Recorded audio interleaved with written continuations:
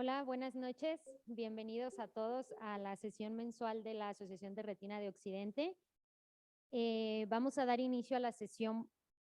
Aquí en Guadalajara hubo una tormenta de esas que suele haber y nuestra secretaria viene un poquito retrasada en el tráfico. Entonces, para no retrasarnos, vamos a dar inicio a la sesión. Es un gusto para mí presentar hoy a unas expertas en este tema tan importante. Muchas gracias a todas por aceptar la invitación. Y bueno, el tema del día de hoy es retinopatía del prematuro, abordaje y tratamiento. Y bueno, pues tenemos a estas tres, qué mejores que estas tres expertas en el tema. Voy a iniciar presentando a la doctora Mariana Martínez Castellanos, bien conocida por todos nosotros. Ella es profesora de retina pediátrica del Servicio de Retina de la Asociación para Prevenir la Ceguera en México, APEC, de la Universidad Nacional Autónoma de México. Ella dirige una clínica privada de retina pediátrica orientada a enfermedades quirúrgicas y médicas de la retina en población pediátrica en Toluca, México. La doctora Martínez Castellanos es un oftalmólogo certificado por el Consejo Mexicano de Oftalmología, cuya práctica clínica involucra el manejo quirúrgico y médico de la enfermedad vitreoretiniana en adultos y en niños. La doctora Martínez Castellanos recibió su título de médico de la Universidad Autónoma del Estado de México en Toluca, México, luego de completar su residencia en oftalmología en el Hospital Central Militar de la Universidad del Ejército y Fuerza Aérea. Realizó la subespecialidad de cirugía vitreoretiniana en la Asociación para Prevenir la Ceguera en México, APEC, Hospital Luis Sánchez Bulnes y UNAM. Posteriormente, la doctora Martínez Castellanos se incorporó al servicio de retina como profesora de retina pediátrica, donde trabaja en la unidad de retina pediátrica. Los principales intereses de investigación de la doctora Martínez Castellanos se centran en la patogénesis y el manejo de la retinopatía del prematuro. Trabaja con numerosos investigadores en todo el mundo para abordar la creciente patología de la ROP. La doctora Martínez Castellanos dirige el programa de prevención de la retinopatía del prematuro en 5 hospitales diferentes en la Ciudad de México y Toluca, México. Tiene numerosos proyectos clínicos y colaboraciones estudiando ROP. Se desempeña como revisora científica de algunas de las principales revistas y ha participado como co-investigadora en numerosos ensayos clínicos e investigaciones de laboratorio. Ha presentado los resultados de su investigación en todo el mundo y ha sido oradora invitada en reuniones locales, nacionales e internacionales. Ha ganado numerosos premios académicos, entre ellos el Premio Bienal de Oftalmología Arturo Santos de la Sociedad Mexicana de Oftalmología, el Premio Rosencrantz de la Universidad Nacional Autónoma de México, el Premio Tyson de la Asociación Panamericana de Oftalmología y el Premio de Honor de la Sociedad Americana de Retina. De retina y especialistas. Cuenta con más de 40 publicaciones en revistas científicas indexadas con arriba de 1,600 citas. Muchas gracias, Mariana. Bienvenida. Vamos a dar inicio a tu tema, que es de la clasificación actual sobre retinopatía del prematuro. Hola, espero que sí no se corte mucho porque el internet está muy, muy feo. Necesito que me den compartir pantalla.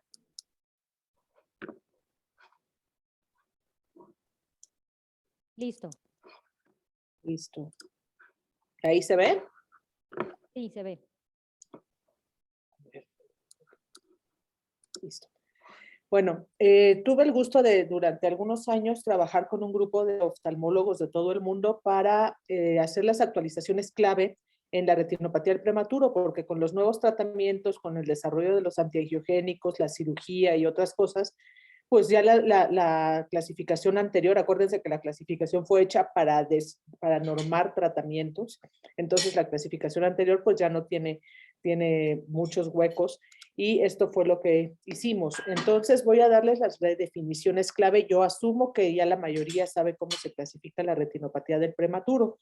Entonces, la primera modificación es que la zona 2 la dividieron en 2 pedacitos, que es la zona 2 posterior y la zona 2 anterior, y es a 2 diámetros del disco por fuera de la zona 1.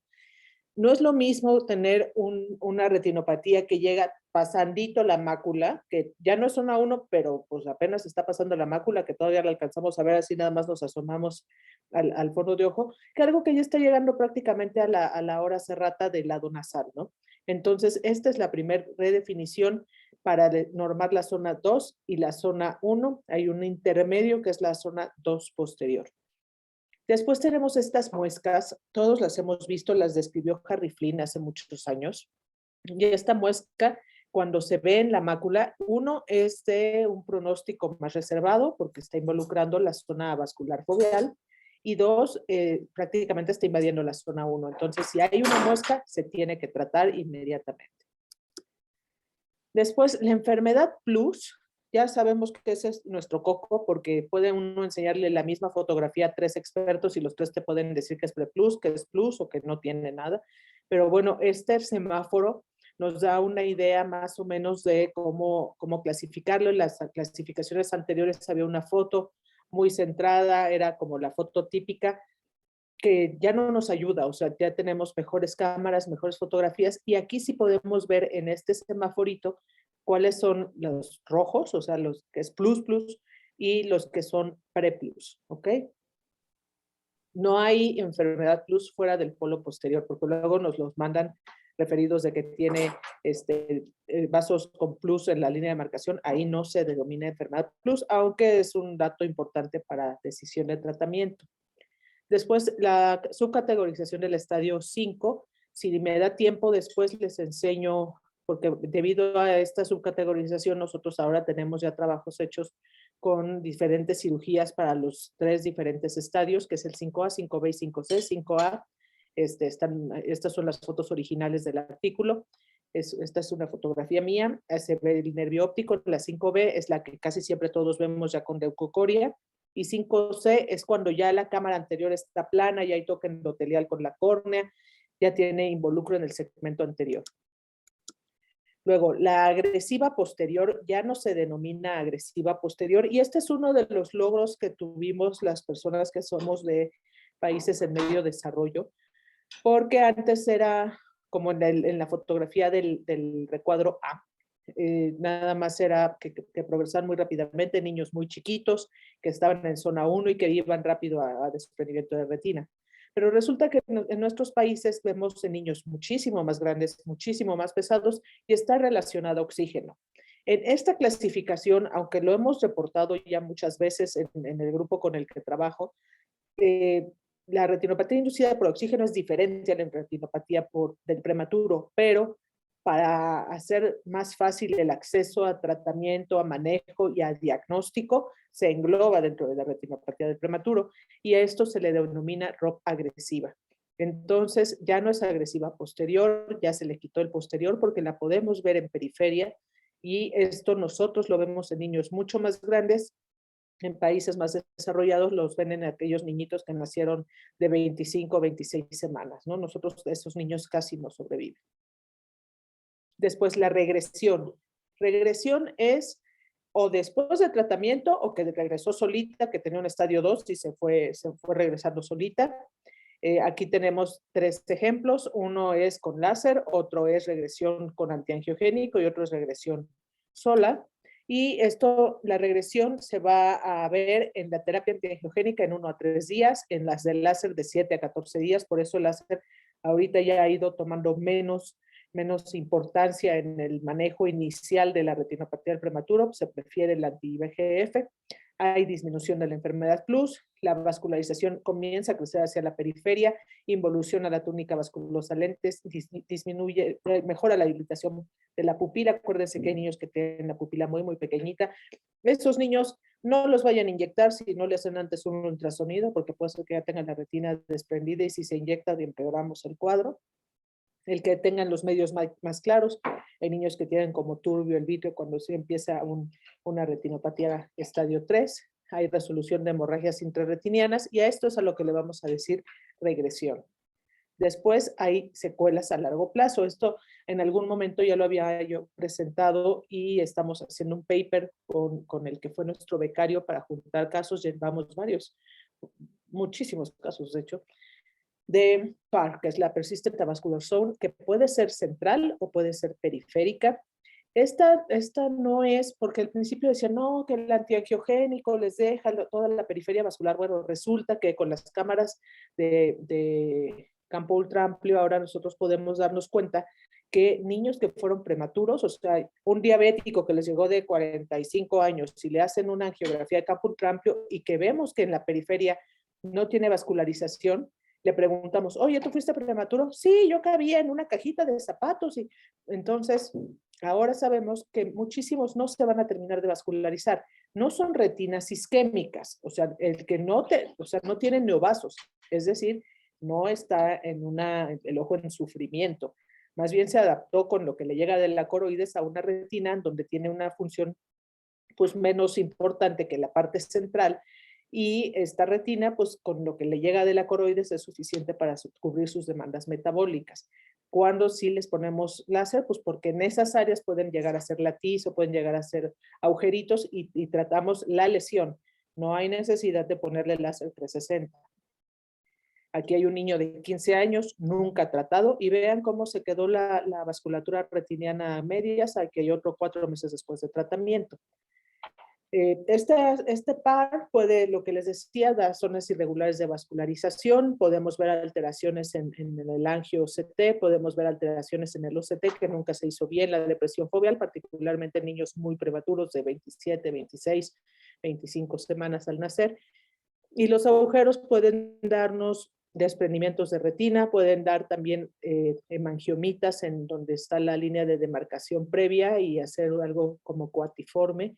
Por lo tanto, es un diagnóstico diferencial del COACH y obviamente de retinopatía, de un retinoblastoma, pero hay secuelas importantes de la retinopatía del prematuro, por lo tanto no los damos de alta nunca. La reactivación, una vez que lo tratamos, se reactivó. Estas fotos son del artículo original, algunas son mías, las 3 de arriba, que hay una nueva línea de marcación, una nueva enfermedad plus, y pueden no llevar la misma secuencia de 1, 2, 3, 4, 5, que es la secuencia en los prematuros regulares, ¿no?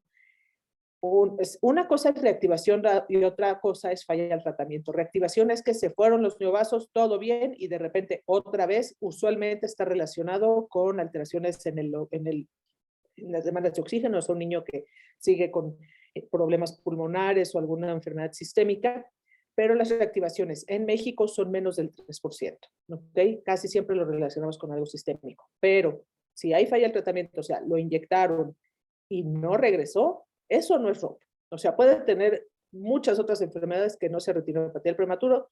Puede haber nacido prematuro con un citomegalovirus, prematuro con una sífilis, prematuro con un fever, o sea, pueden ser muchas cosas. Y la reactivación tarda en darse. Entonces, si se quitó 2 días y volvió, eso no es prematuro, eso no es ROP tampoco, ¿ok? Casi siempre se va a comportar en un patrón muy estandarizado con el tratamiento. La crioterapia en esta clasificación y en papers nuevos ya no tiene cabida, tenemos mucho mejores opciones para tratar a estos niños. Y bueno, esta clasificación debe de ayudarnos a estandarizar el tratamiento y el manejo de la retinopatía en todo el mundo, proporcionar bases sólidas para hacer mejor investigación en nuestros centros. Nosotros podemos hacer muchísima investigación, por ejemplo, en epidemiología, porque yo sé que no todo el mundo tiene cámaras, no todo el mundo tiene acceso a ciertos equipos, pero epidemiología sí se puede, ¿no? Y esta clasificación nos da acceso para muchas otras cosas. Y hasta aquí para que puedan hablar mis compañeras, y les digo, si al final nos da chance, les paso un video literal de 2 minutos sobre retinopatía del prematuro estadio 5. Muchas gracias.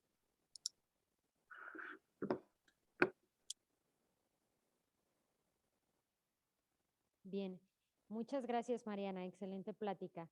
Vamos a dejar al final las preguntas. Bueno, vamos a seguir con la doctora Judith. La doctora Judith Adriana Espinosa Navarro. Ella es egresada de la Facultad de Medicina de la Universidad Nacional Autónoma de México.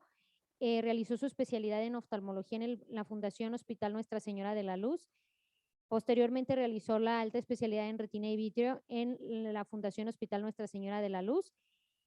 Después realizó un fellow en oftalmología pediátrica y estrabismo en el University of California, San Francisco, y actualmente es encargada del programa de detección y tratamiento de ROP en el Hospital de la Mujer. La doctora Judith nos va a hablar sobre tratamiento en ROP. Bienvenida, muchas gracias.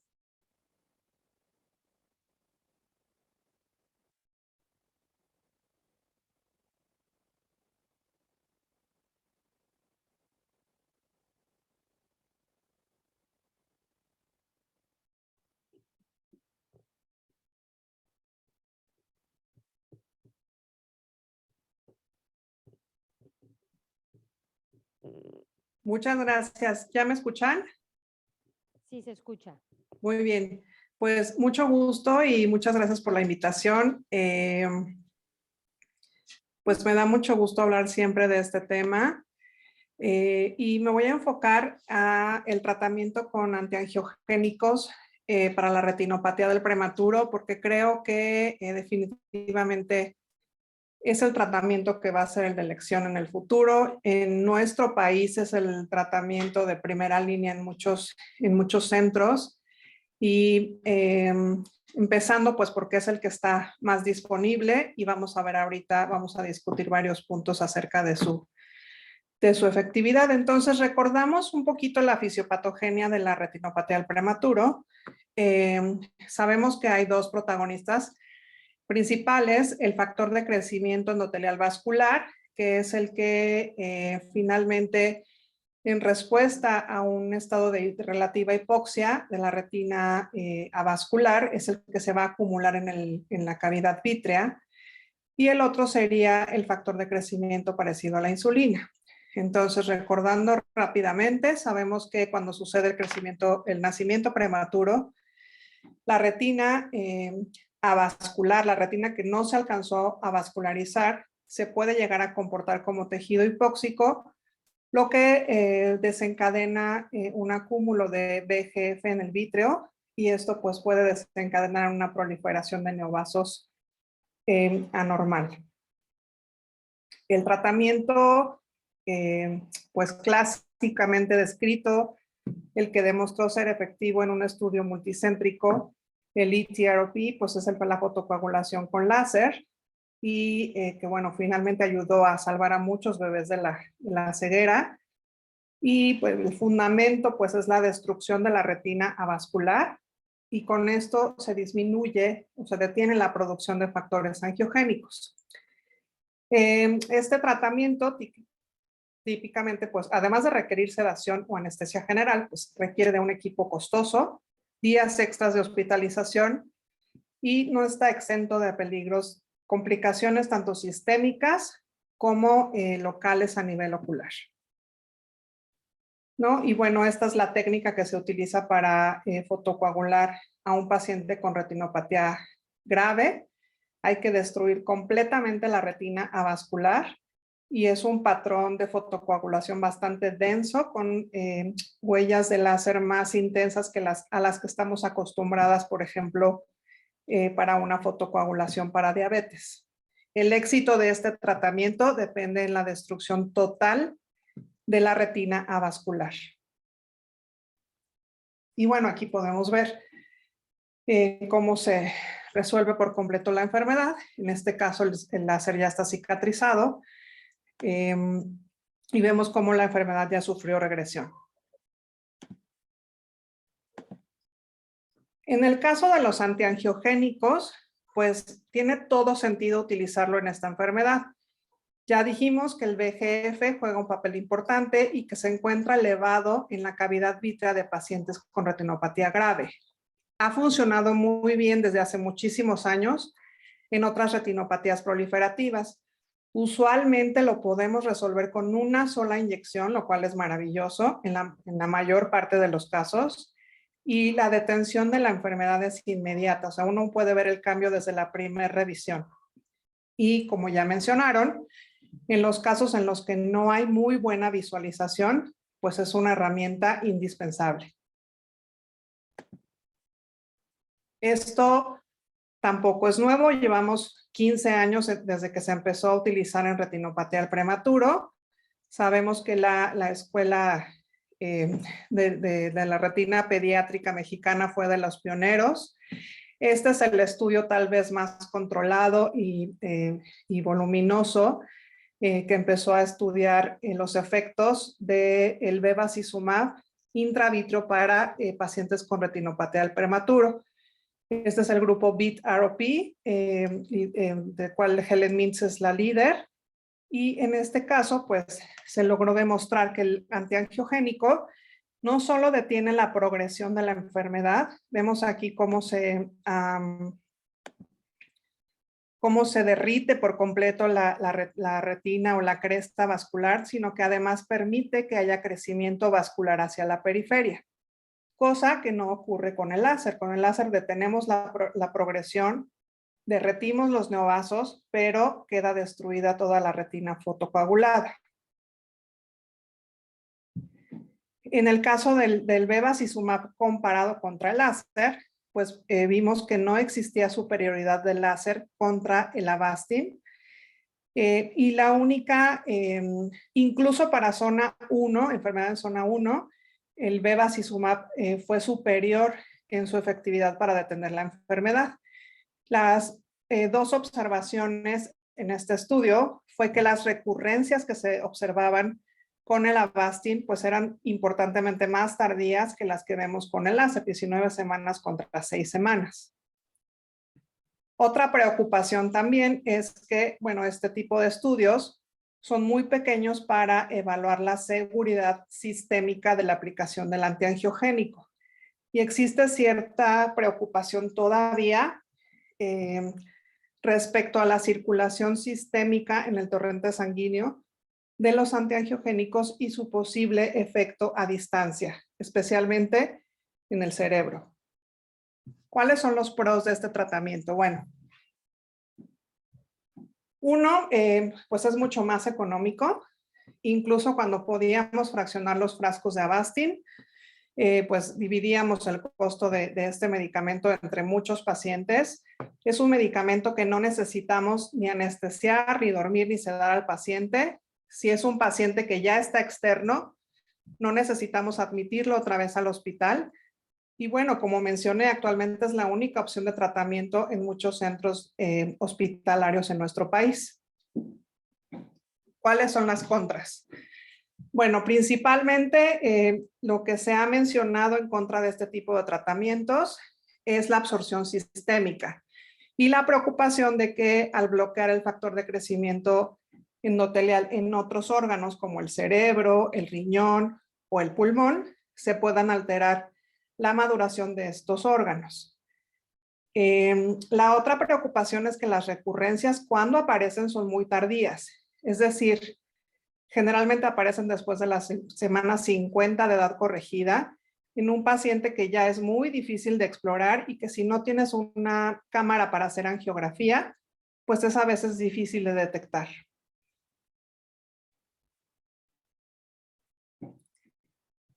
¿Cuándo lo vamos a indicar?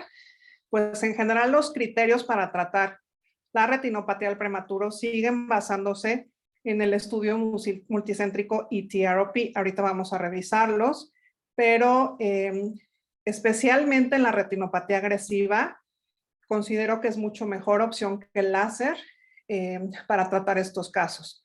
En pacientes que tienen opacidad de medios o pobre dilatación pupilar, pues también es el tratamiento de elección. Entonces, repasando, el ETROP definió como criterios de tratamiento a la enfermedad preumbral, es decir, antes de que alcanzara la gravedad de la enfermedad umbral. Y se consideran candidatos a tratamiento los pacientes con enfermedad tipo 1, es decir, aquellos que tienen cualquier estadio en zona 1 con enfermedad plus, estadio 3 en zona 1, aunque no tengas enfermedad plus, y estadio 2 o 3 en zona 2 con enfermedad plus. Como ya mencionó Mariana, la ROP agresiva puedes encontrarla en zona 1 o 2 y es esta enfermedad que yo considero que es inducida por oxígeno, en la cual no tienes bien delimitada, digamos, una cresta o una línea, tienes muchas zonas de cierre capilar en la retina que ya estaba vascularizada y muchas conexiones anómalas. Aquí tenemos algunos ejemplos. Vemos cómo aquí transcurren los vasos sanguíneos en una parte donde la retina ya estaba vascularizada, pero vemos una gran área de retina avascular. En estos casos, aunque tengas acceso al láser, es difícil como decidir qué zona fotocoagulas, la que está por fuera o también la que tiene cierre capilar. Entonces, en estos casos considero que es muchísimo mejor optar por un antiangiogénico. Igual otro ejemplo, vemos cómo hay muchas áreas de cierre capilar. Y les presento estas fotos clínicas porque yo no tengo acceso a una cámara para hacer angiografía, pero ustedes pueden detectarlo con la pura exploración. Este sería otro ejemplo en el cual el láser no tiene cabida. Es un paciente en el cual la vascularización no llega ni a la fobia. Entonces, en este caso, utilizar láser sería o implicaría destruir por completo la zona foveal. Bueno, ¿cuáles serían las contraindicaciones?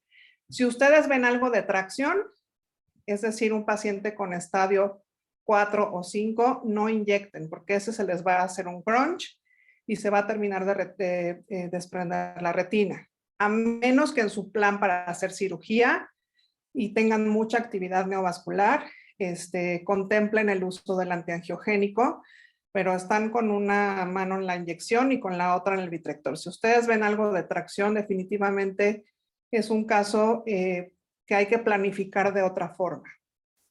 Y la otra sería, sabemos que hay pacientes que pueden llegar a coexistir con dacroestenosis congénita. Si ustedes tienen un saco retenedor con mucha secreción, etcétera, hay que pensar muy bien el plan, pues porque tienen un riesgo incrementado de endoftalmitis.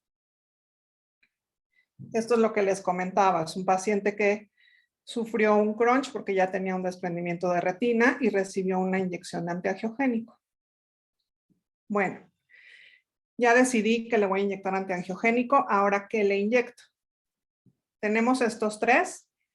Los tres están estudiados para retinopatía del prematuro. Tal vez el más estudiado y el que más tiempo hemos utilizado, pues es el Avastin, definitivamente. Como mencioné, el BEAT-ROP, que es el estudio tal vez más voluminoso, comparó o utilizó esta dosis de antiangiogénico que corresponde a 0.025 mililitros. En este estudio se observó un 6% de recurrencia y actualmente nosotros en México pues no nos es permitido usarlo de forma ocular por la COFEPRIS. El ranibizumab, que seguramente es el que más se utiliza para esta patología, se ha estudiado, hay muchas publicaciones. El Rainbow es el estudio, pues digamos, controlado, comparado con 2 dosis contra láser. Se ha visto que el 0.2 miligramos es el más efectivo y, bueno, aquí un poquito controversial. Es más seguro porque su vida media es más corta y permanece menos tiempo en el torrente sanguíneo. Sin embargo, se han reportado hasta 20% de recurrencias. Ahorita vamos a discutir un poquito de eso, yo creo. Con respecto a la Aflibercept, tal vez es el que más recientemente se ha empezado a utilizar. Yo lo he utilizado en muchos pacientes. Se reportan recurrencias similares que con otros antiangiogénicos, aunque por ahí algún estudio reporta recurrencias mayores comparado con bevacizumab. También se están estudiando dosis muy pequeñas de bevacizumab con el objetivo de disminuir sus efectos a distancia. Todavía creo que no tenemos conclusiones claras sobre cuál es la mejor dosis, ya que este tipo de estudios han evaluado las recurrencias a muy corto plazo de tiempo. ¿Cómo se lo inyecto? Bueno, existe este protocolo para inyecciones de antiangiogénico en ROP. Por sus iniciales, es un acrónimo SAFER, que significa S de aguja corta. En este caso se recomienda el uso de una aguja de 4 milímetros de longitud y calibre 32 gauge. El uso de un antiséptico, en específico iodopovidona, al 5% antes y después de la inyección. Follow-up, que significa que tienes que hacer una revisión a las 48-72 horas después de la inyección para asegurarte de que no tienes una endoftalmitis. Extra attention to detail, esto significa que tienes que manejar todos los detalles, usar todo estéril, usar mascarillas, guantes estériles, revisar que no tengas un proceso infeccioso, inyectar a 1 milímetro posterior al limbo, esto con el objetivo de no ocasionar lesiones iatrogénicas en la retina. Y posteriormente, en la fase más tardía, recheck, que significa tienes que seguir al paciente hasta que cumpla por lo menos 60 a 65 semanas de edad gestacional corregida. Y bueno, aquí va a venir la decisión de si pones láser o no en los pacientes con retina persistente avascular.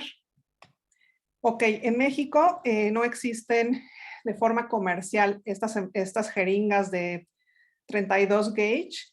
Yo la que he usado por años es esta, que es de 31 gauge por 6 milímetros de longitud, y la verdad es que me ha ido muy bien. No he tenido ninguna complicación, afortunadamente, y lo que me gusta es que al tener menos volumen, son de 0.3 mililitros, tienes como más distancia en el émbolo para desplazarlo y asegurarte de que sí estás inyectando el medicamento. Cuando usas una jeringa de 1 mililitro, la distancia que tienes que desplazar el émbolo es muy cortita. Entonces a mí me había pasado antes que a veces no estaba segura si había inyectado o no el medicamento. Ok, entonces tenemos que usar un frasco para cada ojo. Si haces dosis fraccionadas, igual hacerlo de diferentes frascos para cada ojo, y de esta forma puedes hacer una inyección simultánea. Ok, entonces aquí está tu checklist. Número 1, cargas el medicamento. Acuérdense, todo estéril en un ambiente limpio. Nunca usar la misma aguja para cargar el medicamento e inyectar en el vítreo. Siempre hacerlo con diferente aguja. Después les recomiendo ponerse el oftalmoscopio indirecto. Esto te va a dar buena iluminación y un poquito de magnificación. Aplica tetracaína tópica, después el betadine al 5%, siempre usar mascarilla, guantes y todo estéril, colocar tu blefarostato. Recuerden siempre inyectar entre 0.75 a 1 milímetro posterior al limbo. Después de la inyección, aplicas betadine al 5%, y por último puedes hacer una revisión de seguridad del fondo de ojo. No necesitamos sedar o anestesiar al paciente, con tetracaína es suficiente. Puedes darle al paciente sucralosa al 24 o glucosa diluida al 25% por vía oral, y eso les calma muchísimo el dolor. Aquí estoy aplicando la iodopovidona. Mi betadine no es otra cosa más que la iodopovidona al 10, la diluyo con agua estéril a la mitad, y eso te da una buena antisepsia y no te irrita la superficie ocular. Y esto es lo que hago. Blefarostato, aguja, con una mano sostienes firmemente la jeringa y con la otra empujas el émbolo. Y al final haces una revisión del fondo de ojo, puedes visualizar el medicamento y puedes verificar que haya perfusión en la arteria central de la retina. Si se fijan, la dirección de la aguja es muy importante. Ya dijimos que es a 1 milímetro de limbo, y es muy importante que la punta de la aguja tenga una dirección paralela al eje pupilar, o también puedes imaginar tu globo y dirigir la aguja hacia el nervio óptico. Y esto te va a evitar toques al cristalino. Otra vez vemos cómo está dirigida la aguja hacia el polo posterior. Seguimiento. Revisión 48 a 72 horas post inyección es súper importante para asegurarte de que no tienes una endoftalmitis. Después de esto, puedes revisar cada semana durante el primer mes, y después puedes decidir irte cada 2 semanas basándonos en la zona de tu vascularización y qué tanto avance vascular has tenido. Ya mencionó Mariana los datos de regresión. Lo primero que vas a ver es una disminución de la enfermedad plus. Después se va a ir derritiendo la cresta neovascular, va a haber involución de los neovasos cuando son planos, y después ya vas a poder ver el avance de las yemas vasculares y la remodelación de las conexiones anómalas. En este caso vemos que no hay dilatación pupilar por una congestión muy importante en la pupila. 24 horas después vemos cómo ese collarete rojizo se derritió y ya dilata hermoso la pupila. En este caso, vemos una enfermedad muy posterior. Sin embargo, la enfermedad plus ha disminuido considerablemente. En estos casos, lo que vemos aquí es que todavía tenemos una cresta, pero ya hay avance vascular. Ok, siempre si puedes, toma fotos. Y si lo tienes accesible, haz una angiografía después de la semana 60 a 65 de edad postmenstrual o edad corregida. Y esto con el objetivo de asegurarte que no hay ninguna reactivación de la enfermedad. ¿Qué pasa cuando hay una reactivación? Pues por angiografía lo puedes identificar perfecto. Clínicamente, lo que puedes ver es que en la línea de marcación se vuelve a engrosar, se vuelve a cambiar de coloración, a formar neovasos, hay alteraciones en los vasos sanguíneos cercanos a la línea y puedes también desarrollar enfermedad plus, aunque siempre es importante estar seguros que no es pura tortuosidad por cardiopatía.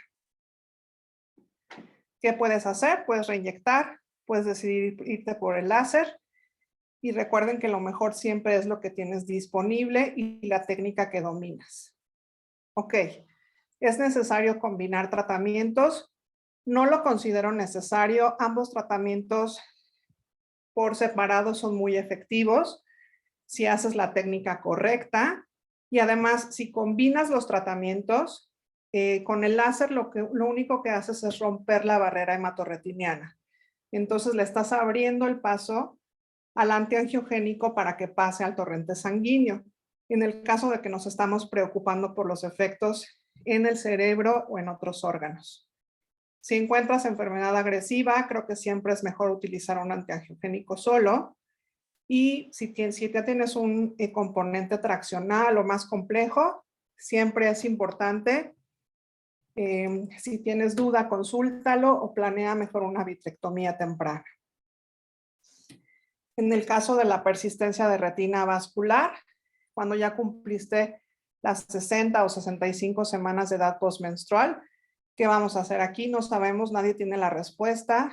No sabemos si es necesario fotocoagular esta retina.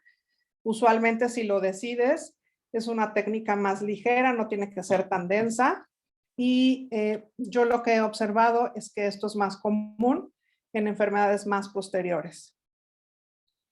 ¿Qué hacemos después de que ya logramos que se vascularice o ya lo estabilice con láser o decidí observar solamente la retina avascular?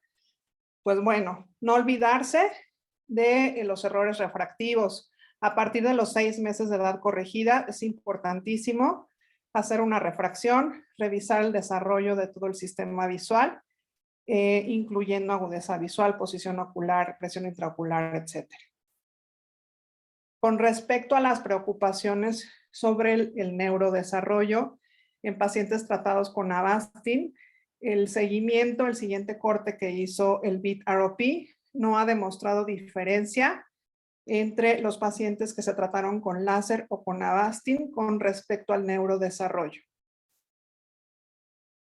Aún así, aunque nos preocupa la absorción sistémica, siempre un niño ciego va a tener mayor afectación del neurodesarrollo, del desarrollo global, contra un niño que conserva la visión. Recordando que el 80% del aprendizaje es a través de la imitación y que pues estos casos tristísimos de ceguera infantil pues van a afectar de manera global al paciente.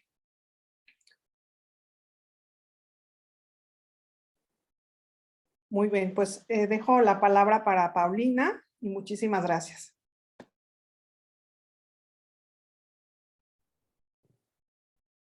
Muchas gracias, doctora Judith. También excelente plática. Ahorita en un momento daremos paso a las preguntas. Vamos a pasar con la ponencia de la doctora Paulina Ramírez Neria. La doctora Paulina es egresada de la Facultad Mexicana de Oftalmología de la Universidad de La Salle. Hizo la residencia en oftalmología en el Instituto Mexicano de Oftalmología IAP y ahí mismo la alta especialidad en retina y vitrio. Realizó un Short Term Fellow en LV Prasad Eye Institute y su posición actual, ella es cirujano de retina y vitrio en el Centro Integral de Retina, Mácula y Vitrio, CIREMAT, y también Además, es profesor invitado al Servicio de Retina Pediátrica de la Asociación para Evitar la Ceguera en México, APEC. Ella nos va a hablar sobre el tratamiento quirúrgico en retinopatía del prematuro. Bienvenida. Adelante.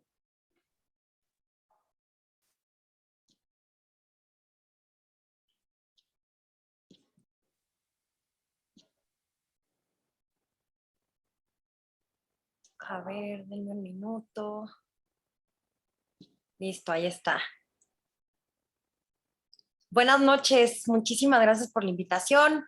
Hoy quiero hablarles del tratamiento quirúrgico de la retinopatía del prematuro, porque desafortunadamente todos los días vemos un montón de niños con estadios avanzados de retinopatía del prematuro, 4 y 5, y a pesar de que toda nuestra lucha tiene que estar y está enfocada en la prevención de los estadios avanzados de ROP, pues todavía podemos decir que no lo hemos logrado y que podemos hacer algo por este grupo de chiquitos que ya tienen un desprendimiento de retina.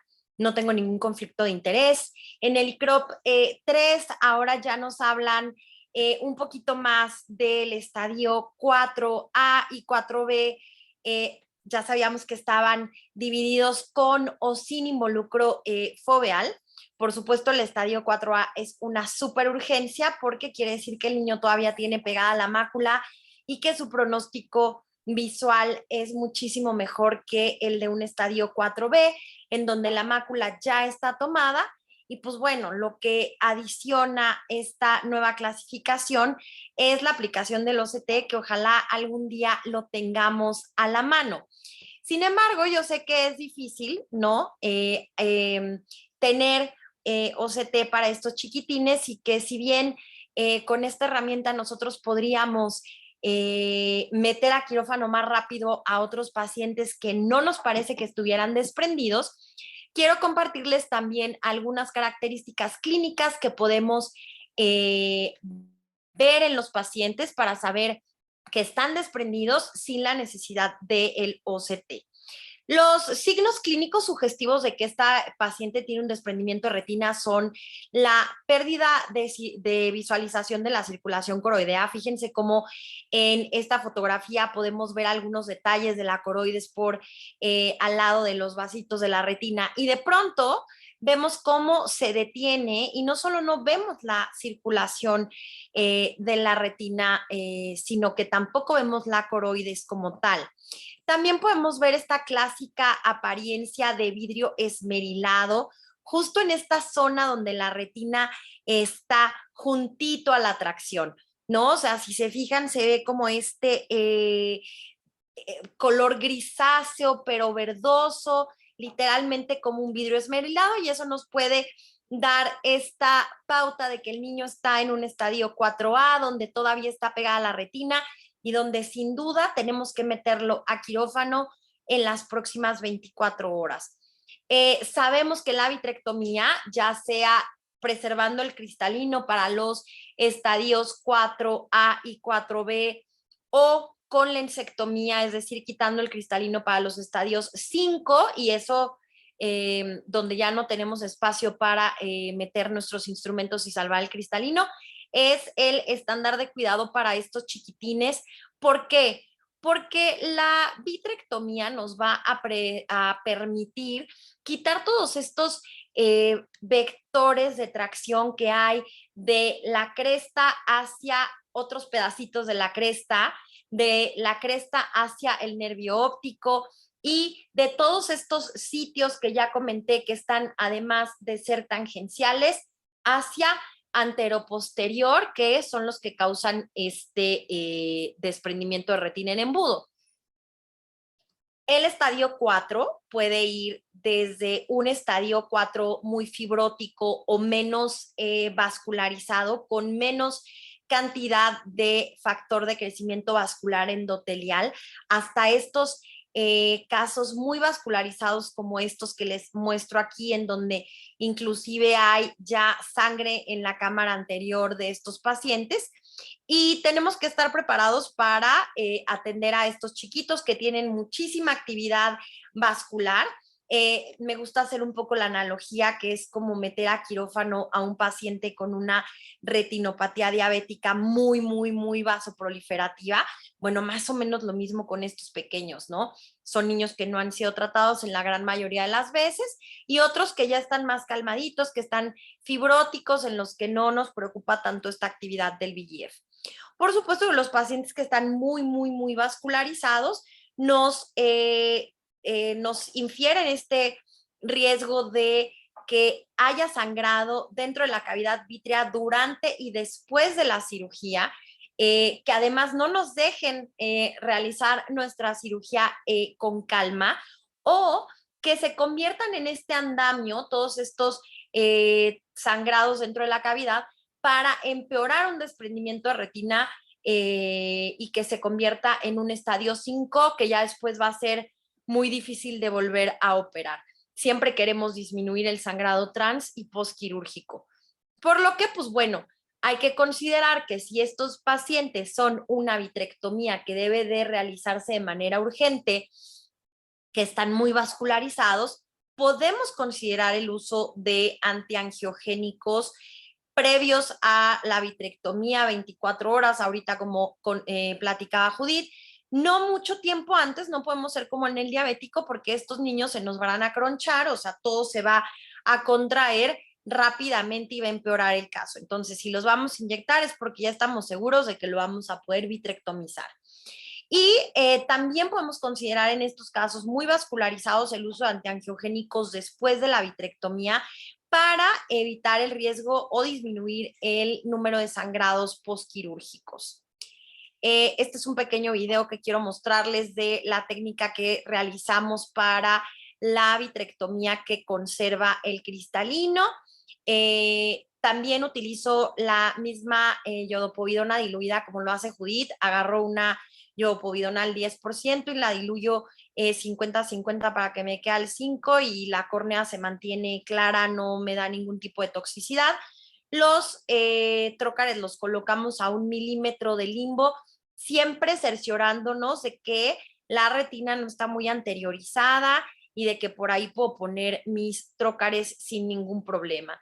Después, pues bueno, hacemos una vitrectomía nada más central, o sea, solamente voy a quitar el vitrio que está sobre la tracción de la retina, no me voy a meter con nada más, no voy a hacer un DBP, que prácticamente sería imposible tratar de hacerlo en estos chiquitinos, y el riesgo de un desgarro retiniano que acaba completamente con nuestra cirugía y que acaba completamente con el buen pronóstico visual de nuestro paciente, se pueda hacer, ¿no? Entonces, nada más quitamos literalmente la tracción, no quitamos todo el vitrio, siempre suturamos las esclerotomías, siempre, siempre, siempre, siempre las suturamos, y pues nada.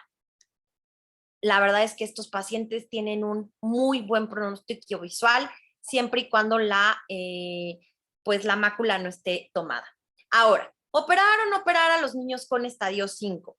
Los niños con estadio 5, sobre todo, Mariana me hizo favor de compartirme este artículo que me encantó.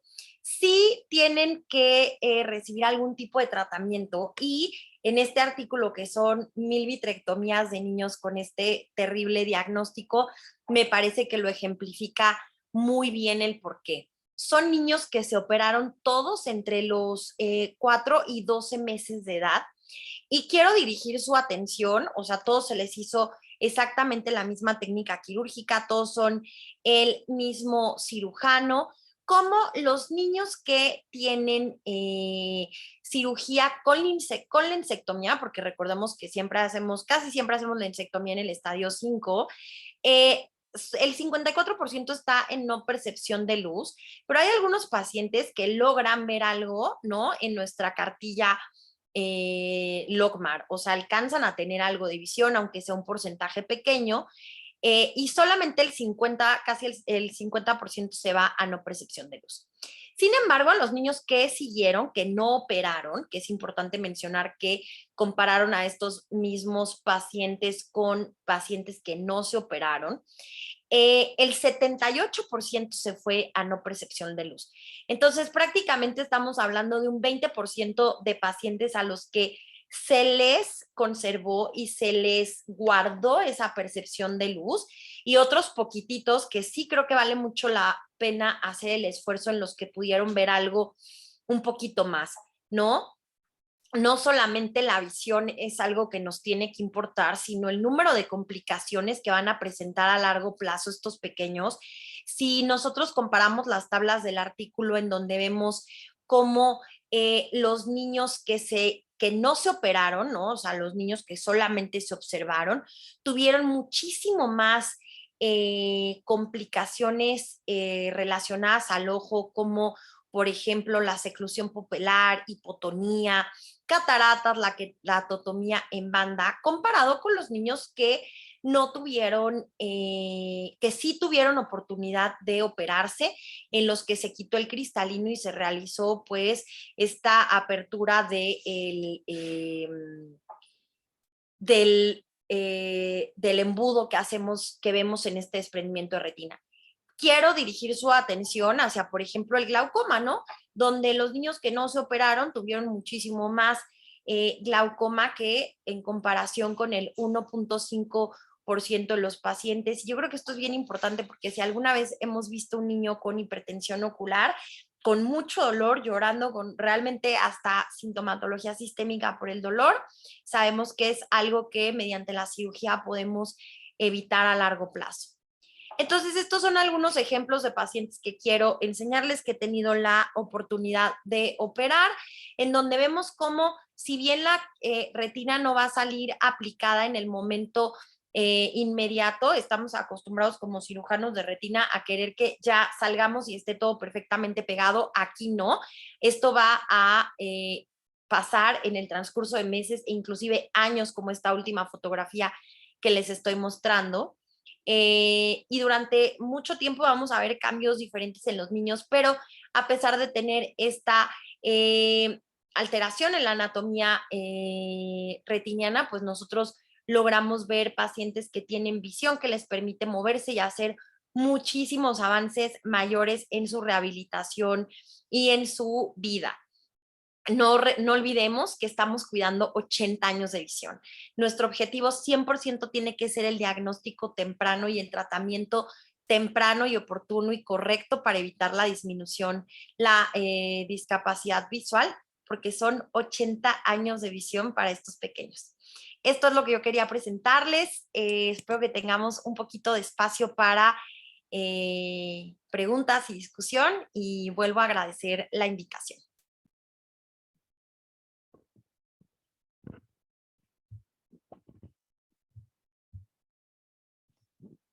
Bien.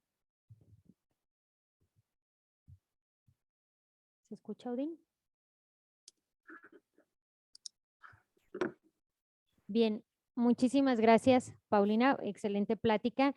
Me gustaría, ahorita, antes de pasar a las preguntas, si podemos pasar por la segunda parte de la plática de Mariana Martínez. ¿Está bien, Mariana? Sí, por mí está bien. A ver, creo que no puedo iniciar mi video. Voy a...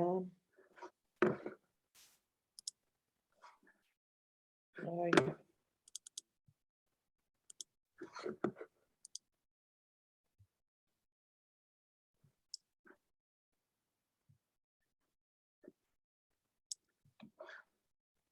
Ya lo tenía abierto y se me acaba de cerrar. No sé qué hice.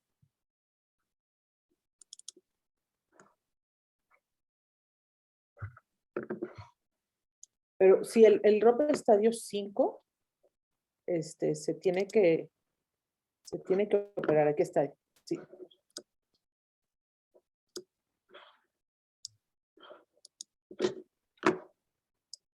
Listo, ¿ya lo ven? ¿Sí se ve? Sí, ya se ve. Ok.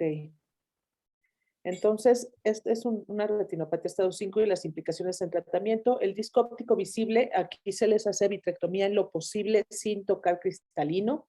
Estos ojos tienen un alto porcentaje de poderse pegar y quedar con visión por lo menos de un 20/400, un 20/200. Es bien raro que nos lleguen en estadio 5A. El 5B, que es el que casi todos conocemos, es este tipo de membranas atrás del cristalino. Yo utilizo una punta de radiofrecuencia de 25G, esta la hacen para mí, pero alguna es accesible con el equipo de Oetly, el SO4, así es como abrimos las membranas. Se rechaza con viscoelástico. En los niños con retinopatía de prematuro no se usa silicón. O sea, en la sociedad de cirujanos de retina pediátrica, eso siempre nos lo repiten muchísimo, no se utiliza silicón. Mis maestros, que fueron Paul Chan y Tom Lee, también dicen que el silicón no es la opción en estos chiquitos. No vamos a sacar la retina pegada, tarda mucho tiempo si es que se va a pegar, y el silicón no nos va a ayudar. Y estos niños que nadie quiere operar, yo sí los opero porque es el único chance que tienen de evitar irse a tisis cuando ya empiezan con la córnea opaca o cuando ya tienen los procesos ciliares tomados, como en la fotografía que se ve aquí. Entonces, a veces la córnea se transparenta lo suficiente para poder abrir un hueco en la membrana, a veces no tanto, pero con el que nosotros liberemos esos procesos ciliares de la membrana, le quitemos el iris, yo sí quito el iris en estos niños, quitemos el iris y abramos la cámara anterior, este niño tiene mucho menos posibilidades de irse a la tisis. No va a reemplazar la clasificación nueva, la que tenemos por el ultrasonido de abierto, abierto, abierto, cerrado, cerrado, abierto, o sea, no se va a reemplazar. Y este es un estadio 5 regmatógeno, o sea, se arrancó la retina. Lo que vemos aquí es la coroides desnuda, se ve un pliegue, no es raro que nos los manden como si fuera un 4 con un pliegue, la verdad es que esta es coroides desnuda. Estos no se operan, no son quirúrgicos porque nunca hacen esta membrana que se pega a los procesos ciliares, es decir, no se van a tisis, tienen una visión hasta 20/400 pueden llegar a tener, y les va bastante bien, digo, de los 5, de todos los pacientes, que es muy triste que se vayan a 5, lo mejor que le puede pasar a un niño con un CROP 5 es que le pase esto, que se arranque y se vaya toda, se haga un pliegue hacia el lado nasal. Pero no son los más, esto no lo ven mucho en los países desarrollados y no fue incluido en la clasificación nueva. Esto ya lo discutió Paulina. Estos son pacientes míos, que más de 472 pacientes tenemos por lo menos que sigan objetos que ven la luz, algunos llegan a ver colores, algunos caminan, y ahorita les estamos haciendo potenciales visuales en niños más grandes, o sea, niños de 2, 3, 4, 5 años. Si tienen visión de luz, intentamos hacer cirugía para preservar ese ojo. Además, no sabemos en un futuro si va a haber células madre para estos ojos. Ahorita claramente no hay, pero hay algunos estudios que se están haciendo para desarrollo de vasos y todo esto, que pudiera haber células madre, implantes retinianos o por electroestimulación, o hay algunos protocolos ya de trasplante ocular completo que yo no sé en 15 años qué vaya a pasar y es mejor tener un ojo vivo en donde poder hacer o intentar algo a que dejemos que estos ojos se pierdan diciéndoles que no hay nada que hacer. Y así es como les va. Muchísimas gracias y vamos a la discusión.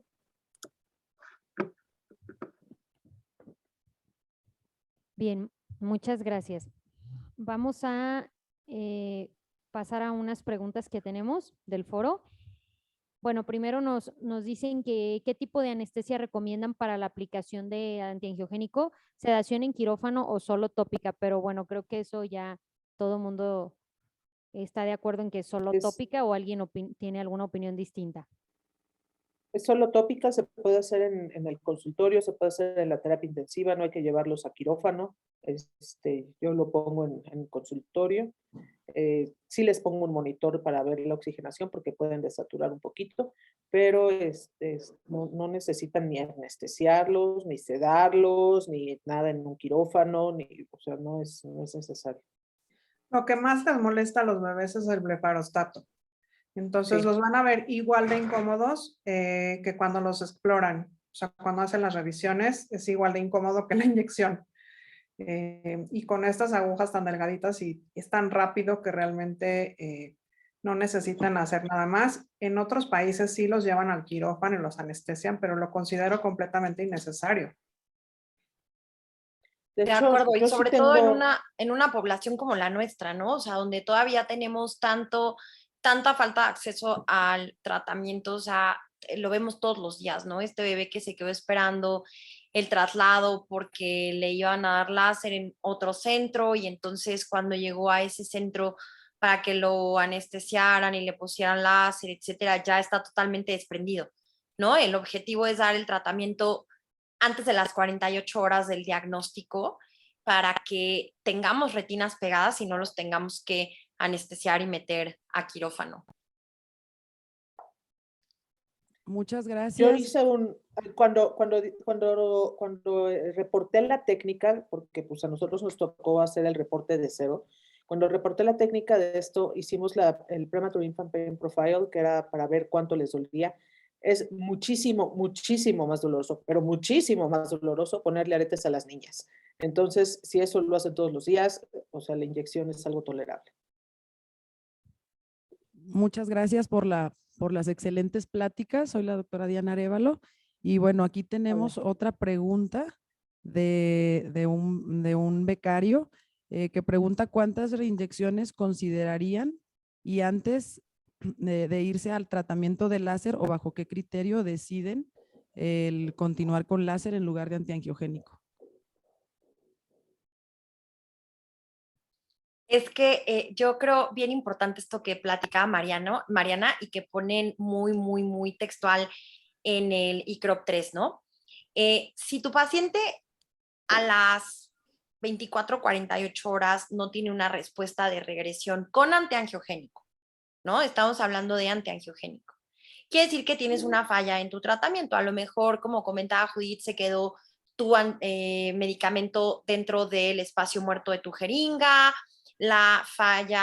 hubo alguna falla en la técnica, entonces hay una falla en el tratamiento. Los pacientes hay que reinyectarlos rápidamente, ver qué fue lo que estuvo mal. Si se reactivan, generalmente se reactivan muchísimas semanas después, ¿no? Y quiere decir que comienzan otra vez con enfermedad plus, con un estadio mayor, o sea, vemos varias características, no solo, por ejemplo, la plus, que como también bien decía Judith, puede ser secundaria a una cardiopatía, a que están conectados hacia un ventilador con volúmenes muy altos y eso les puede dar tortuosidad venosa. Entonces, los reinyectas. Si se vuelve a dar algo de actividad vascular, es que entonces no es ROP. O sea, si no jala con esto, es que entonces no es ROP. Y tenemos que acordarnos que la prematurez y la retinopatía del prematuro no los va a excluir de tener otras cosas, como por ejemplo vitreoretinopatía familiar exudativa, que ya por ahí Audina Berrocal lo reportó, que son los famosísimos ROPER, daño por oxígeno, como ya también lo decía Judith, que pues parece ROP, pero no es ROP. Entonces, no podemos seguir reinyectando si es que el paciente no quedó con 2 máximo, ¿no? Yo he tenido que reinyectar, creo que a 1 o 2 en mi vida. Y ahí yo me cuestiono mi técnica de inyección, o sea, creo que en uno de esos por lo menos no lo inyecté bien. Y estoy de acuerdo, o sea, si ya decidiste hacer una reinyección y sigue activo, piensa en otra cosa, consigue la forma de hacer una angiografía y a lo mejor sí tiene otra cosa como por ahí un gen de Fieber o algo que ya requiera otro tipo de tratamiento. La principal falla al tratamiento es que la aguja no está llena, o sea, es falla en la técnica. Esa es la principal falla al tratamiento, que la aguja va medio vacía. Sí, yo una vez que cambié a estas jeringas de 0.3, me siento mucho más confiada de que sí estoy aplicando el medicamento y también ver el medicamento en el vítreo al final de la inyección también me da como mucha seguridad de que aplique correctamente. Y es que justo esas jeringas que enseñaste, Judith, son también mis favoritas, porque como son de estas no descapotables, tienen menos espacio muerto que las jeringas normales de insulina que son descapotables. Entonces, ahí sí con esas, la verdad es que el riesgo de que se te quede, sobre todo si tomas una mini dosis, el riesgo de que se te quede sin poder aplicar el medicamento es muy, muy grande. Yo sí uso las de 32G de 4 milímetros, unas jeringas muy chiquititas. Las consigo por internet, son mucho más caras, pero a mí yo prefiero porque disminuyo muchísimo el riesgo de toque cristaliniano y pues a mí me gusta, ¿no? Gasto menos medicamento. Es una opción. Muchas Después, gracias. No sé si la doctora Paola quiere hacer otra pregunta, si no, aquí tenemos otra pregunta de... Sí, solamente una pregunta con respecto a la técnica que me hacían en alguien aquí en lo privado. ¿Cómo es que toman, o sea, el medicamento se toma con la jeringa de insulina normal y después de ahí lo cargan a la de insulina, a la de 32 o en su caso la de 31 de 4 o 6 milímetros? Y otra pregunta es, hoy si llega un paciente así de primera vez que amerite tratamiento, ¿cuál es su antiangiogénico de elección y por qué? ¿O de qué depende escoger uno u otro? Si es un paciente privado, de institución, o cómo deciden eso. Yo sí uso 2 jeringas, o sea, yo sí primero saco del frasco con una jeringa y después de ahí, como yo lo hago, para no despuntar con lo que voy a inyectar, es quitar el émbolo y cargar el medicamento. Y entonces, así me aseguro de que no despunto ni contamino la jeringa para inyectar. Y de todas formas uso los filtros y todo. Bueno, y con respecto a cuál voy a elegir, yo he inyectado los 3 y los 3 me han servido. Para mi gusto, el Lucentis sí se reactiva con más frecuencia. Pero la verdad es que si es lo que tú tienes disponible, es una excelente opción. O sea, y es tal vez, si estás preocupado porque le va a afectar al neurodesarrollo, es tal vez el más seguro porque su vida media es más corta, se depura más rápidamente. No sé qué están usando en la PEC. Yo, el último que estuve usando fue Aflibercept.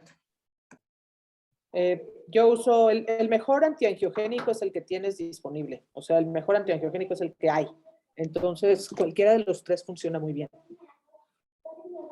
Sí, justo se iba a decir. Sí. Yo le hago igual que Judith, o sea, el chiste es no quitarle el filo a la aguja que vas a utilizar para inyectar a tu bebé, entonces sí, 100% tomo en otra jeringa y luego con mi jeringa de insulina no descapotable. Y el mejor antiangiogénico es el que tienes a la mano, ¿no? O sea, creo que una gran opción era el bevacizumab.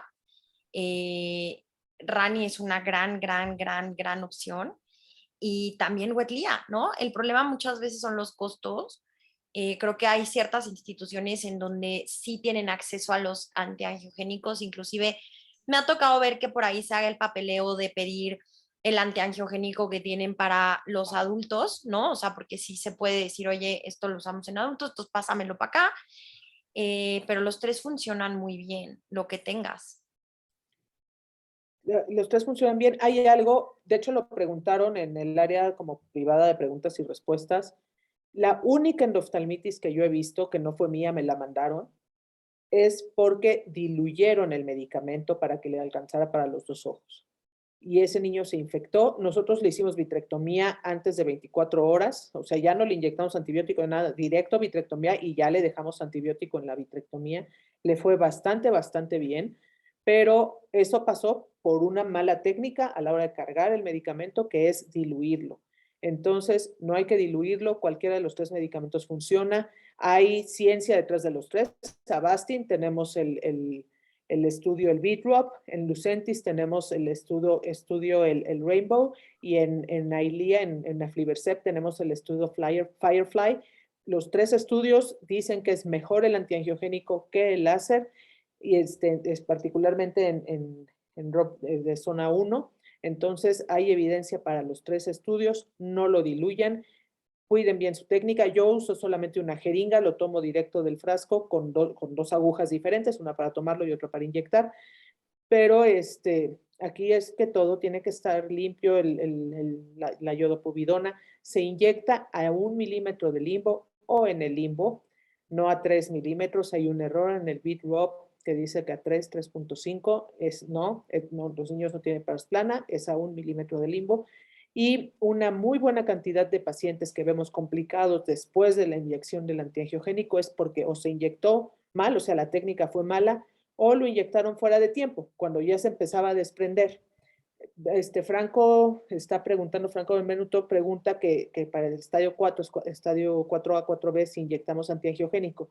Yo he aprendido con la vida, me ha dado golpes, y esos golpes incluyen desprendimientos de retina que empeoran espantoso después del antiangiogénico.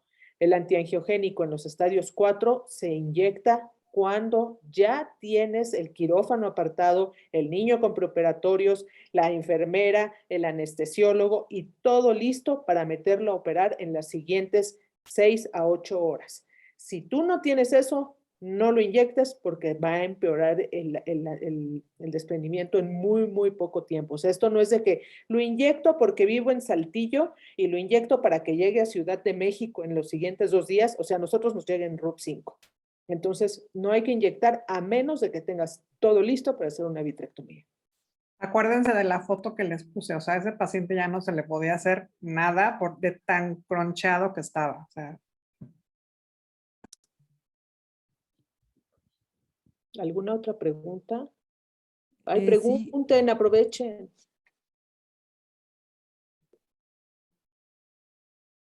Bueno, aquí tenemos otra pregunta que nos dice, creo que ya comentamos algo de eso, pero ¿qué hacen con las áreas avasculares que quedan después de una inyección?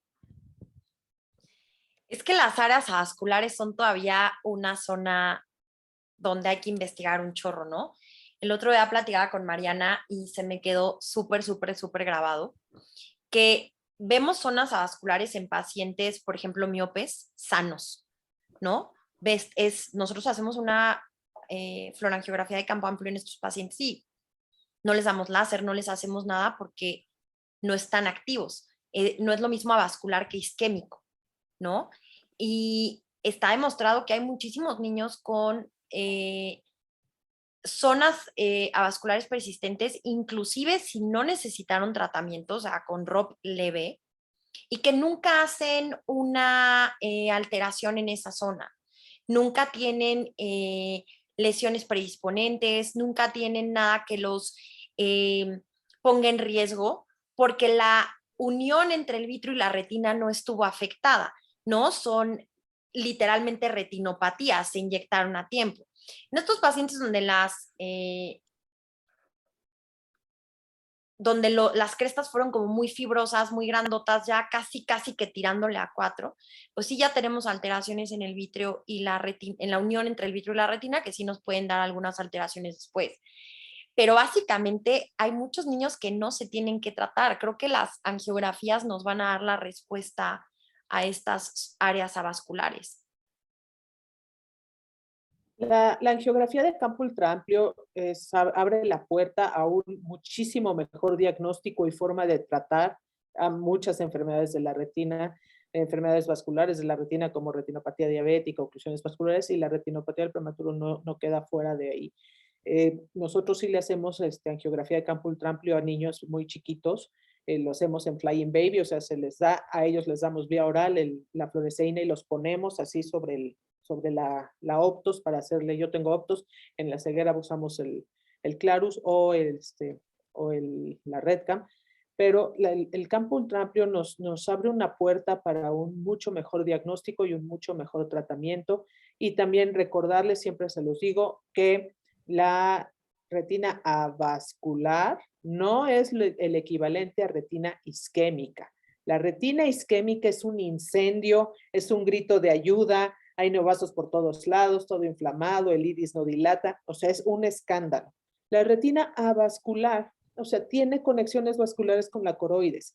Su tasa metabólica de demanda metabólica está cubierta por la coroides. Es una retina que está tranquila. ¿Cuándo hay que tratarla? Pues si te hace agujeros, si te hace latices, si tiene el vitrio complicado, si tiene el vitrio feo.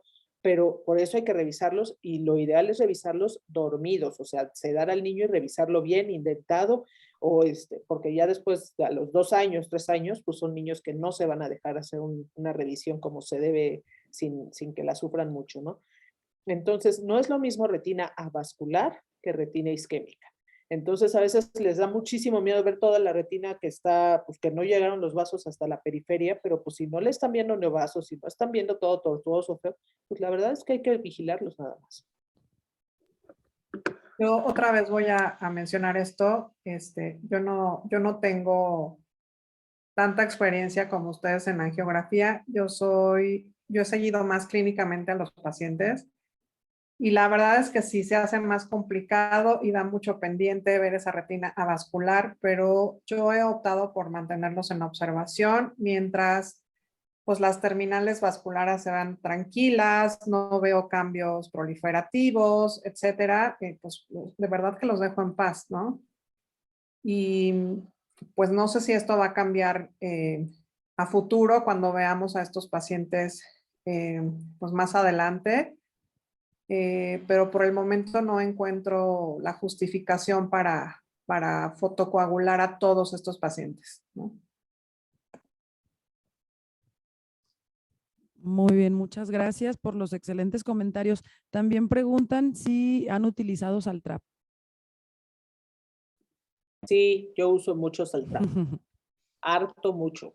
Yo también lo he utilizado con mucho miedo, con el corazón en la boca, ¿Y cómo les ha ido? pero no he tenido ninguna complicación. O sea, misma técnica, no pasa nada. Yo no lo he usado. ¿A qué dosis lo usan? Yo todos los antiangiogénicos los uso a la menor dosis medible con una jeringa de insulina que es 0.01, que es menos de la mitad de lo que está escrito en los artículos. Yo creo que todavía podríamos usar una dosis todavía más chiquita, pero como físicamente no tenemos jeringas más chiquitas, pues entonces uso lo que tengo disponible, que es una dosis pequeñita, ¿no? Pero sí, yo creo que a lo mejor hasta con menor dosis podría funcionar y a todos les pongo la misma dosis y en todos funciona súper bien. Igualito. Excelente. Una pregunta para la doctora Mariana. El dispositivo de potencial visual evocados que están utilizando, más o menos, ¿cuál es el costo? Reteval, híjole, no me acuerdo, pero como debe de andar alrededor de los 10 o 12 mil dólares. Yo debo la vida y 3 hectáreas en la bola de equipos que compré. O sea, 3 hectáreas, 2 cabras, ya mi sobrina también la empeñé, porque, o sea, todo es caro, pero el Reteval está como en 12 mil dólares, aprox. Ok, muchas gracias. Creo que ya no hay más Hace electroretinograma y hace potenciales visuales, es una buena opción también para ciertas cosas. Por ejemplo, a nosotros aquí nos ayuda mucho.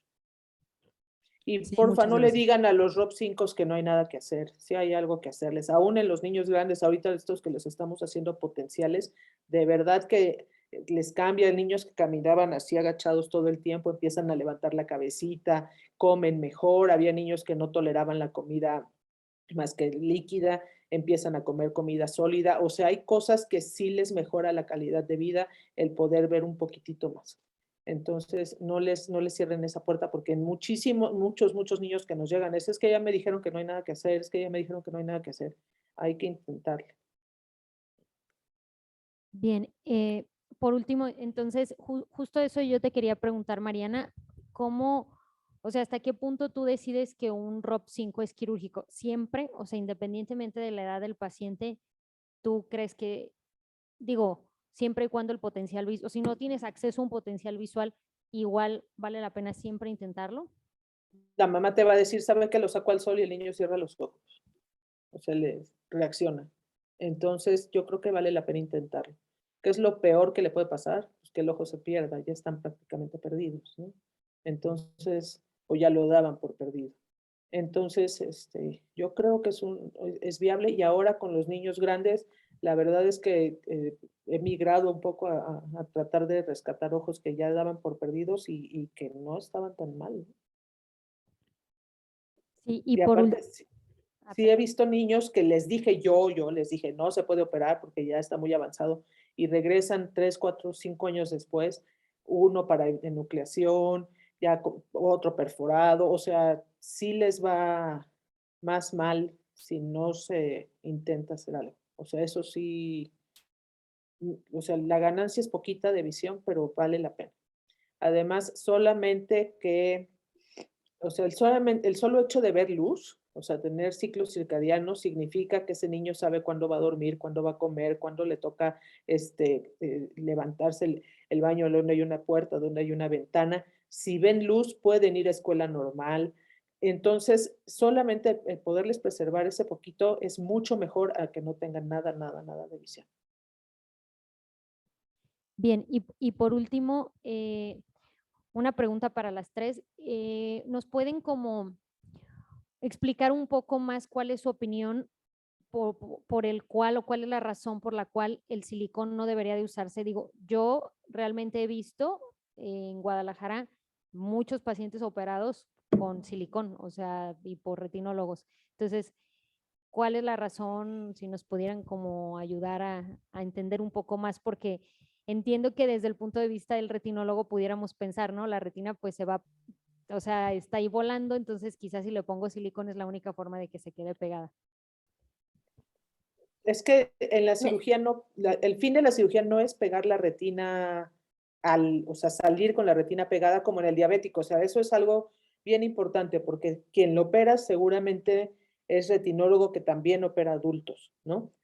O sea, yo tengo que sacar mi retina pegada y le pongo el silicón o líquidos pesados. O sea, acá es bien diferente. Acá le tienes que quitar, es una retina muy elástica, esa la agarras como chicle y le haces así y o sea, esa retina está desprendida desde abajo y está tocando el cristalino, o sea, se jaló toda sin hacerse un hoyo. Es decir, que es una retina muy elástica. Lo que tienes que hacer es quitar la tracción, llenarlo con algo que sea más pesado que el agua, que es un viscoelástico, por ejemplo, pero se va a eliminar. Y al quitar esa tracción, esa retina eventualmente se va a ir para atrás. Tarda meses en irse para atrás. Meses, meses, si es que se va a ir, porque hay pedazos que no lo logras. Pero si se va a ir, tarda muchos meses en irse para atrás. Si tú le haces un hoyo para drenarle líquido, si lo quieres planchar, si le pones y le meten además silicón, o sea, va a quedar un meniscote, se va a descompensar la córnea, se le va a subir la presión, se llena de micelas el iris, lo condenas a un segundo procedimiento. En estos niños es un procedimiento, o sea, si no quedó la primera, no quedó. Tienes una sola oportunidad, es una cirugía que no tolera errores, o sea, particularmente los ROPS4 no se toleran errores. Entonces, si tú te metes a un segundo procedimiento, casi siempre estos ojos se van a perder en el momento en que le vas a sacar el silicón. Entonces, no es una cirugía de silicón, se tiene que cambiar completamente el mindset de que tiene que salir totalmente pegado, que sale pegado. Acá el silicón nos estorba mucho más de lo que nos llega a ayudar. Entonces, sí, a nosotros también nos llega mucho niño de Guadalajara con silicón y, o sea, esos ojos de plano ni los toco, casi siempre toco el ojo que no operaron, ¿no? Y les va mejor. Entonces, sí, el silicón en retinopatía, o sea, es diferente en un niño que tenga Marfan, otra cosa. En retinopatía del prematuro no ayuda. Acá son retinas que son como boligomas y súper elásticas. Yo creo que Paulina tiene también no ahí. sé si lo hacen en frente de un regma o lo hacen de rutina. Y no sé si sea un intento por sostener una retina ya cuando se hizo un desgarro, pero bueno, tengo entendido que cuando haces eso ya mejor cierras el ojito y sigues en el otro a ver si te va mejor, ¿no? Y es que justo, ¿no? O sea, lo que decía Mariana, a mí me parece que hay que preguntarnos por qué no les pasa a estos niños como a los diabéticos, ¿no? Que tienen estas tracciones gigantes y eventualmente la retina del diabético se va a abrir y va a ser un DR mixto, ¿no? Estos niños es un DR traccional 100% por lo elástica que es la retina. Entonces, con que tú liberes la vitrectomía central, o sea, con que tú liberes este cacho de vitrio que está agarrado a donde está el estadio, a la cresta, y la dejes terminar de crecer, el crecimiento del globo ocular va a hacer que esta retina caiga solita, ¿no? Si tú le haces un hoyo, porque a mí ya me pasó, justo ahora en la sesión de la AMR presenté un caso donde le hago una retinotomía, pues sin querer, ¿verdad? Pero con mi vitrector. No pegue el láser porque acuérdense que esta retina está completamente amórfica, no está bien desarrollada como la de un adulto, entonces no te va a pegar el láser.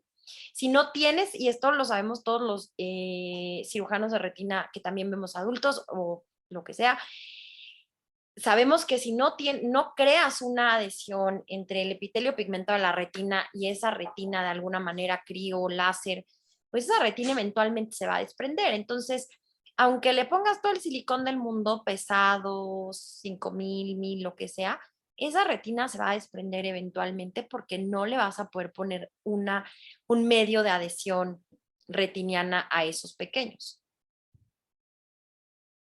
No, y además hay que considerar todo lo que implica en la posición de un bebé de esa edad, etcétera, etcétera, etcétera, etcétera. Sí, no, o sea, lo tendrías que sacar después o sea, tendrías que volverlo a meter, a quitarle el silicón, con otra vez el riesgo de meterte un ojo chiquitito y en desarrollo. Y, o sea, sabemos que estos niños de por sí lo único sano que tienen es el cristalino. Entonces, como que estar ahí tratándole de ver si le pegas o no le pegas, si se opaca o no se opaca, que creo que estos cristalinos son súper buena onda, ¿no? O sea, los vitrectomizamos y yo no he visto una catarata en estos chiquitines, pero ¿para qué lo vamos a arriesgar a otro procedimiento si sabemos que con solo quitar la retina, el vítreo es más que suficiente y les va muy bien?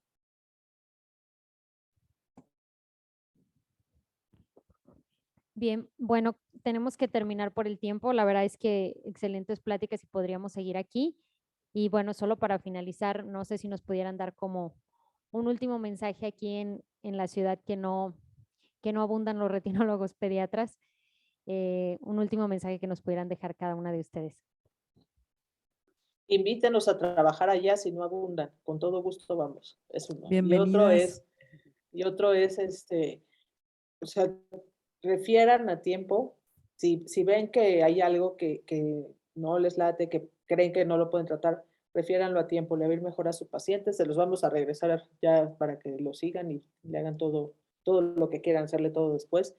Y a los ROP5, porfa, díganles que sí se puede operar, sí vale la pena intentarlo. Yo los invitaría a que se animen a revisar prematuros. Yo sé que los pueden mandar y que aquí se hacen milagros y todo. Yo admiro mucho a estas retinólogas, pero el trabajo se tiene que hacer en la cuna. Y muchas veces, pues no va a haber retinólogo pediatra. El oftalmólogo que esté en el hospital es el que tiene que ver a los bebés. Yo sé que da miedo, da estrés, es difícil.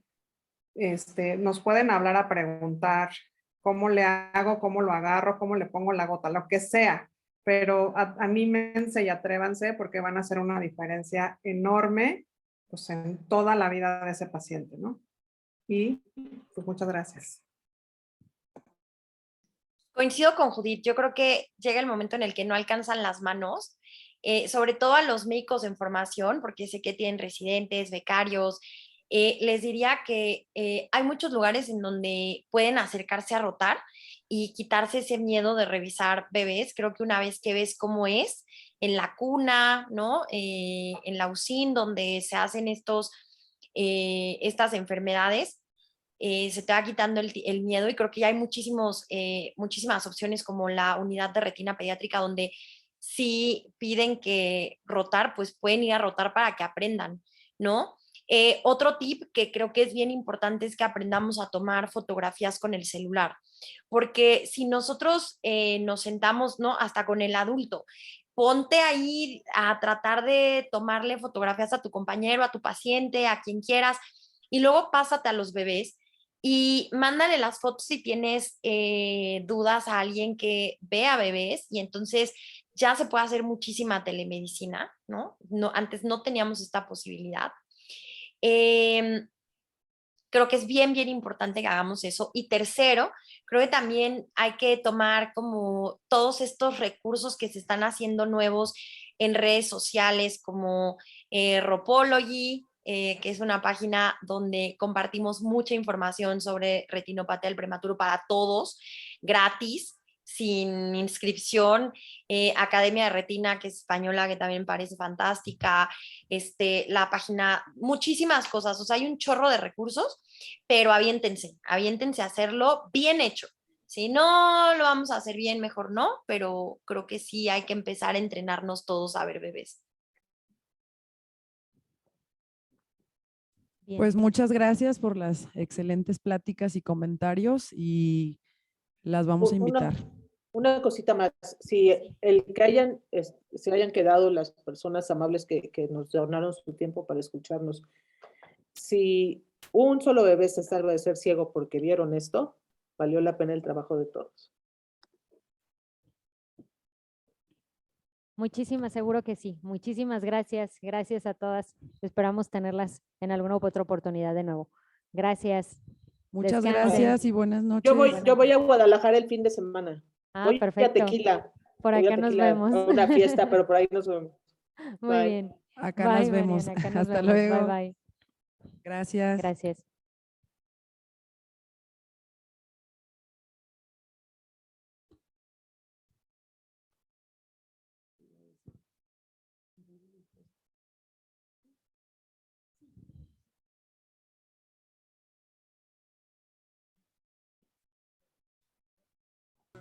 Don't get hurt, can't feel anything. When will I learn? I push it down, I push it down. I'm the one for a good time call, phone's blowing up, ringing my doorbell. I feel the love, feel